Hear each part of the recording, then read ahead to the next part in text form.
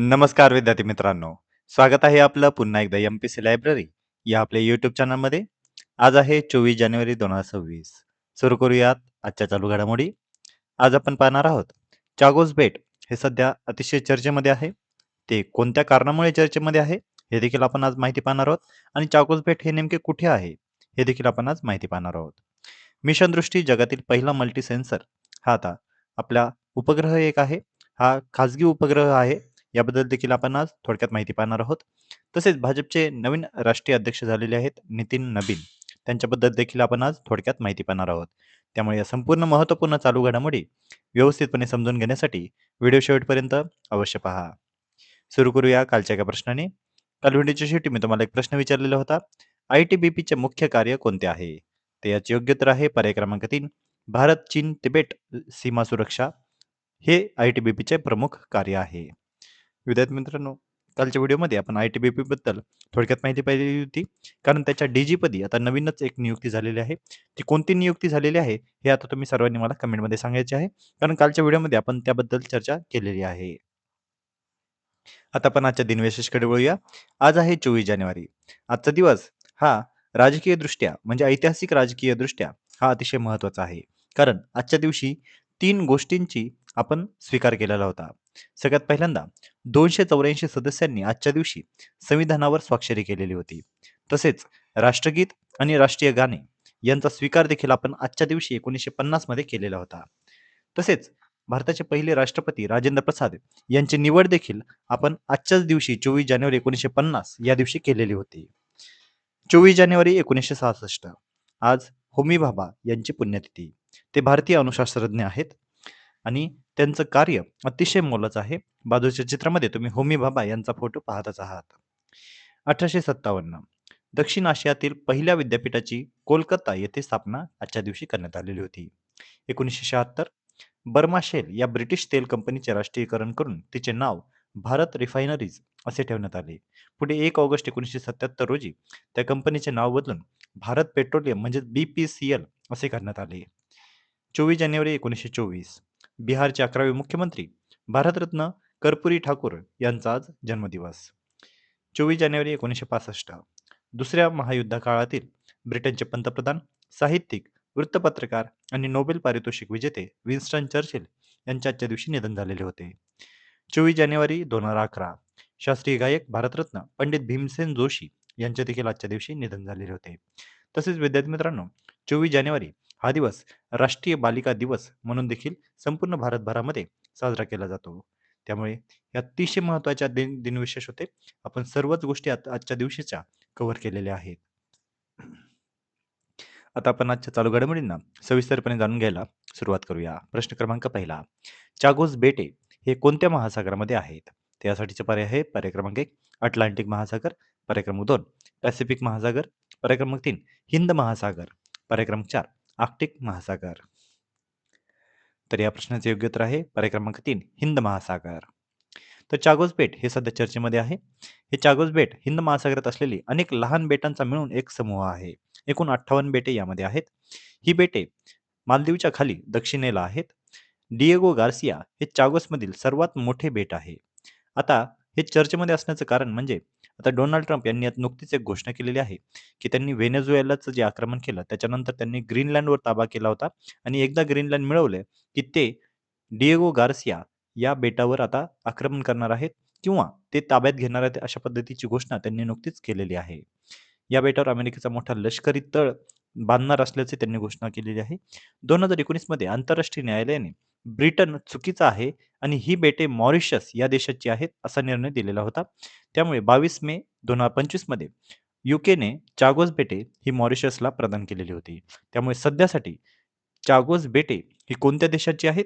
तर मॉरिशस या देशाची आहेत आणि मॉरिशस आणि भारत याबद्दलचा संबंध आपला अतिशय चांगला आहे. त्यामुळे भारताच्या दृष्टीने देखील चागोस बेटे जर ही अमेरिकेकडे गेली तर भारताच्या सामरिकदृष्ट्या हा थोडीशी धोक्याची घंटा आपल्यासाठी असू शकते.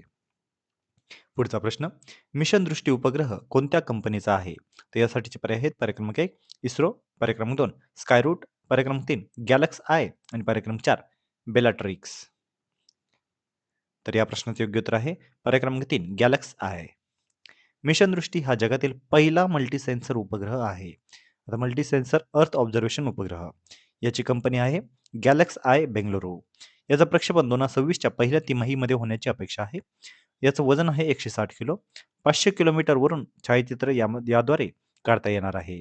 भारतातील खाजगी क्षेत्रातील हा सर्वात मोठा उपग्रह आतापर्यंतचा आहे. याचं वैशिष्ट्य काय, तर ऑप्टिकल आणि रडार सेन्सर्स एकत्रित आहेत.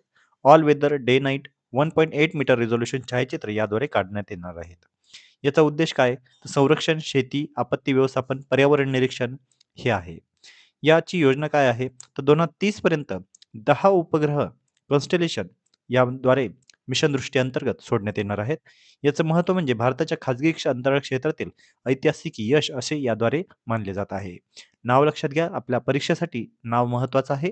मिशन दृष्टी जगातील पहिला मल्टी सेन्सर अर्थ ऑब्झर्वेशन उपग्रह.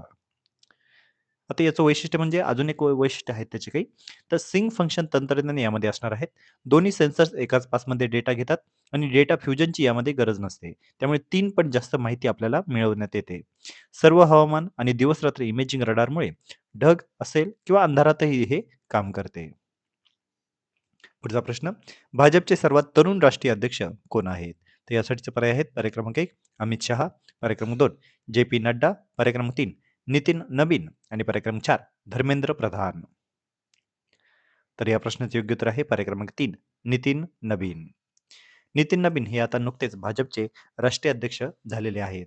त्यांचं वय आहे 45 वर्ष. ते भाजपचे सर्वात तरुण राष्ट्रीय अध्यक्ष आहेत. त्यांचा जन्म 23 मे 1980 रोजी रांची, झारखंड या ठिकाणी झालेला होता. भाजपचे ते 16वे राष्ट्रीय अध्यक्ष असणार आहेत. त्यांनी जे पी नड्डा यांची जागा घेतलेली आहे. त्यांच्या वडिलांचं नाव आहे नबीन किशोर प्रसाद सिन्हा, जे भाजपचे माजी आमदार होते. भाजप युवा मोर्चापासून त्यांचा राजकीय प्रवास होता.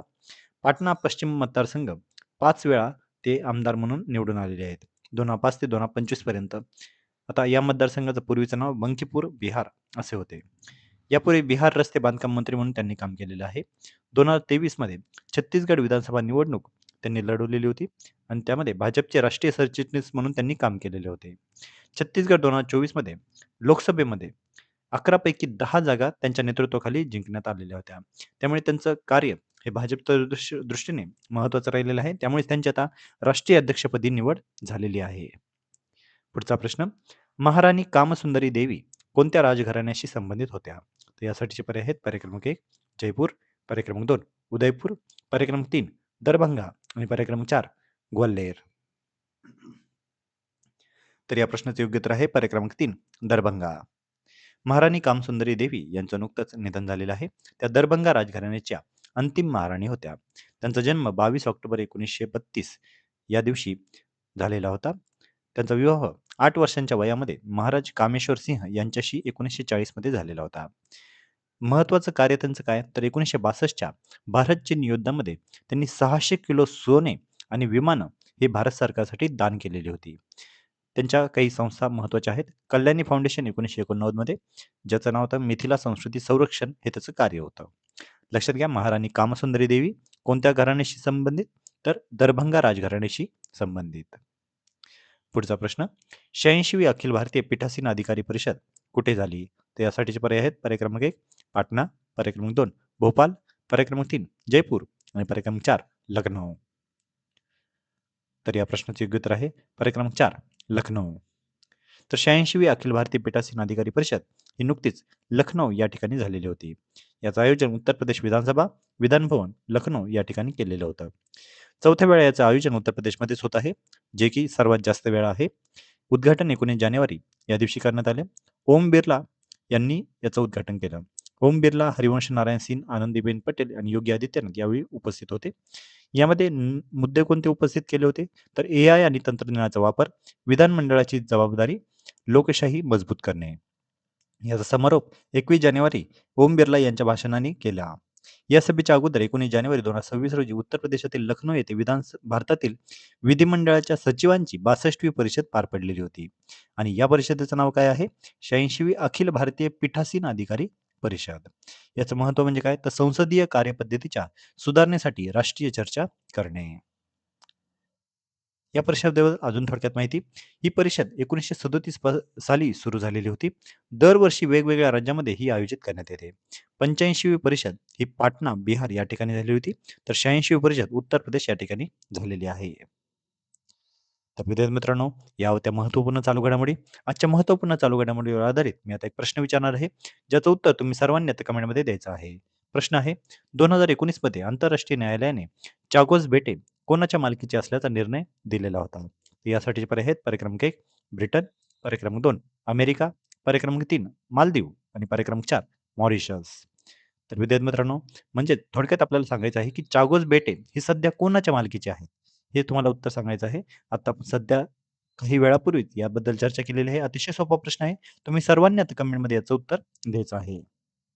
तर विद्यार्थी मित्रांनो, या होत्या आजच्या चालू घडामोडी. तर अशाच अधिकाधिक इन्फॉर्मेटिव्ह कंटेंटसाठी आपली एम-पी-सी लायब्ररी या यूट्यूब चॅनलला सबस्क्राईब करायला अजिबात विसरू नका. धन्यवाद.